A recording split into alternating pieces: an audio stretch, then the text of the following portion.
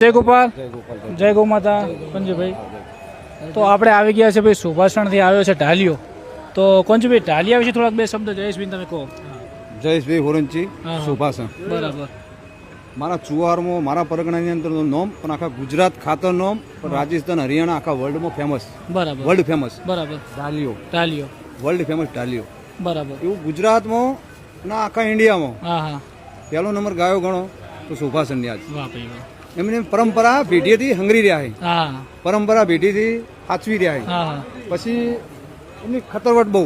બરાબર. હા, બહુ ધ્યાન, બહુ મજબૂત કામકાજ કે અમારું જે બિયારણ છે આ છે ના છે બગડવું જોવો નહીં, એટલા માટે સાચવી રહ્યા છે.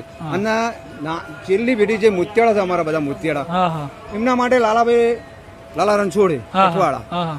આ મેળાનો એટલો બધો ઉત્સવ કર્યો કે જે છેલ્લી પેઢી નવા માણસો થઈ હા હા. ગાય રાખતા શીખે. શીખે અને ગાયની એક પરંપરા નવું બંધારણ બંધાય. બધા ના રાખો તો એક રાખવી જરૂરી છે.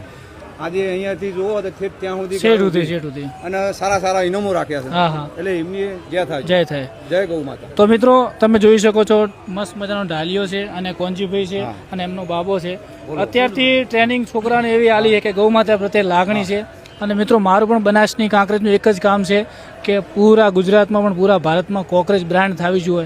અને કોકરેજને બ્રાન્ડ બનાવવા માટે આપણે આજે લાલાભાઈ કઠવાડા એવું આયોજન કર્યું. કઠવાડાની અંદર આજે ગાયો એટલી આવી છે, નંદી આવ્યા છે. તો મિત્રો, જય દ્વારકાધીશ.